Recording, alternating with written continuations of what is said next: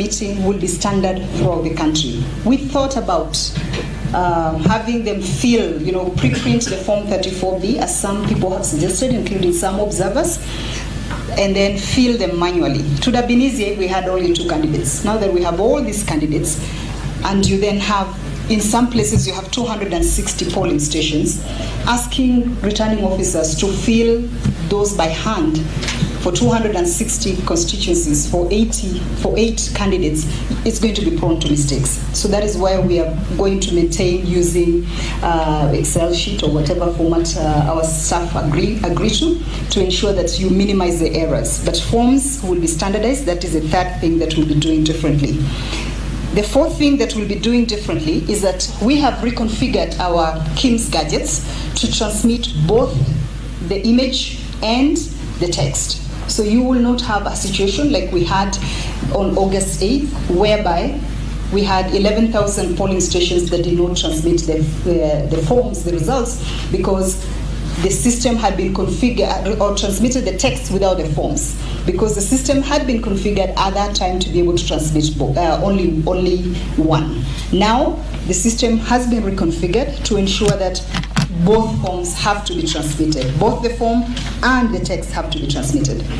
The fifth thing we are doing differently is that we now have clarity. We are providing clarity on what the complementary mechanism is. You may recall in one of the readings by Deputy Chief Justice when she was talking about why was it so difficult for people to move from one place to another to transmit the results from there. So there wasn't clarity on what that complementary mechanism is. You might have seen that we have now gazetted the complementary mechanism, including defining what transmission is. And that's very important, because let's say you have a polling station here called Lillian Towers, and there is no network at Lillian Towers, and you move over to Anniversary, not today, there's no tear gas outside actually, so you could actually move over there today. You move over to Anniversary Towers. There are some people who are arguing that that point at which you then transmit the results from Anniversary Towers, are those results really from Lillian Towers, or are they from Anniversary Towers? So what we are trying to do now is define what transmission is in a complementary mechanism. And so you will see that there is clarity even for you as observers. So when you are being asked what the complementary mechanism is, it's there, it's gazetted, and we also intend, I think, Tabitha, we intend to have it also put in the national newspapers, right? Yes, on Sunday. Oh, great. So on Sunday, it will also be published in the newspapers so that every Kenyan, every voter, we are transparent in explaining what that complementary mechanism is. The sixth thing we're doing differently is that to minimize the areas in which we don't have network, we are now putting Safaricom SIM cards in each of our 40,883 gadgets. So we will not have issues whereby, Kisii, for instance, might have very good network for Safaricom, but instead the only one that you are using is Airtel, and so the results don't come through.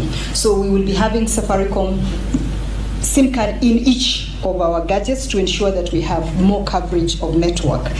And we've been told that we have reduced, if you recall, during the last election, we had gazetted about 11,000 polling stations that did not have 3G network. I understand that that number has drastically reduced to about 3,000, and we're trying to use also satellite capability in those places so that at least in each of the polling stations we have access. I'm not saying we will not have issues still. All I'm saying is that as a commission, we are trying to do things differently. We are trying to ensure that we have as much network capability and that we are able to transmit results from as many polling stations as possible. But we do not control, as a commission, we are not in charge of Safaricom, we are not in charge of Airtel. We can only rely on the services that are provided to us at that point. So what we are doing as a commission is what is it that is within our power to be able to fix, and how do we deal with it. Number 7, I know I'm getting real tired reading all the things we are doing differently. But number 7, we are changing our constituency level procedures, because we want to ensure that the constituency becomes the core, the central part when it comes to result-related issues. Because the truth is that results or elections start and almost end at the polling station, because that's where the will of the people is expressed. That is where the voter casts their vote and decides who their leader is. And then it's transmitted to the constituency level, where now the tallying of everything happens. So we want the focus to go back to where it belongs, at the constituency level, and we are ensuring transparency, full transparency in the procedures at the constituency level, which means that as the returning officer enters the results, the returning officer has to project those results, and we have provided a projector like that to all our 290 constituencies. So as observers, if you go out there and find that the returning officer is not doing that, please let us know, because that is a requirement. It's part of the training, it's part of the transparency. They have to project as they are entering the results on the Excel sheet. We've also changed very clearly some other procedures. Before, if you remember, we had a case in Embakasi here where some returning officer or deputy returning officer or presiding officers had gone and started opening ballot boxes. And there was nothing wrong with that. They were trying to get Form 34A that they had put mistakenly placed in the ballot box.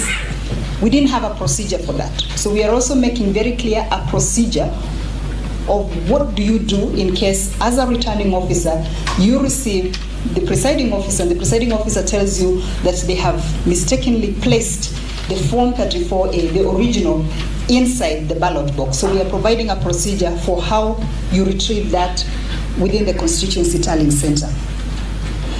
So we are also insisting that all our returning officers have to provide drafts of the Form 34B to all the agents before the final Form 34B is printed. We want to make sure that the verification happens at the constituency level before the final form is printed and signed by the agents. So that if there is any dispute, if there is any question, those things are addressed at the constituency level at that time. Remember, we have 7 days to announce the results. We shall not be rushed to announce any results. We do not expect any pressure being put on our returning officers.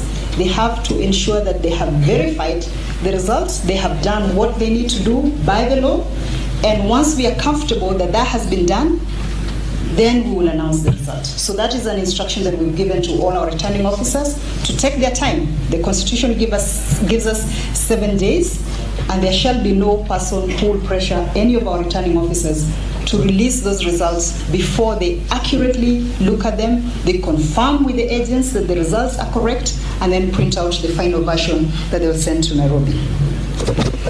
Number 8.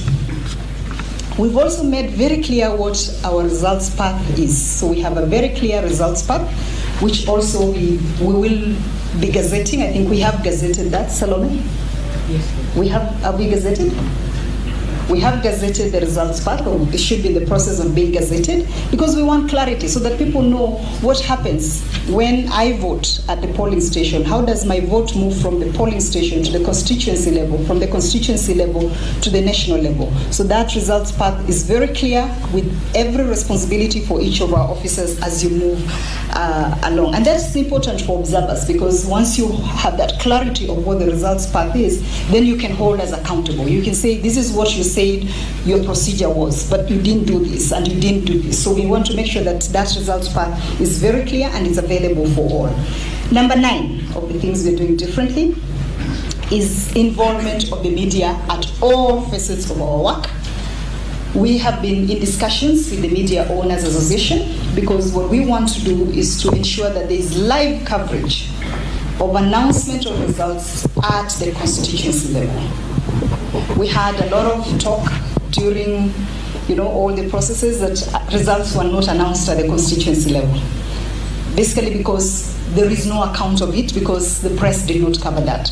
We have now some clarity. We've been in discussions, the Chairman Chebukati has held several discussions with the Media Owners Association to ensure that we have coverage in all our 290 constituencies. We have told our returning officers that they will need to give unfettered access to the media. They will need to also provide the draft Form 34B and the final so that they can be able, the media can be able to cover what is going on at the constituency level.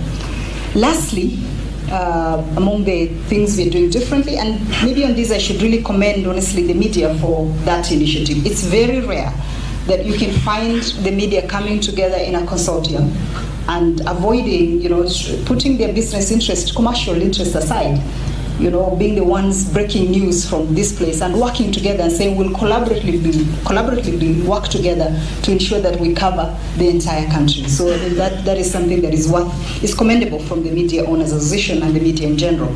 The last thing we're doing differently, the 10th and last thing that we're doing differently, is that this time we'll have agents at all stages of our work. We have been writing to the agents. Now we have to write to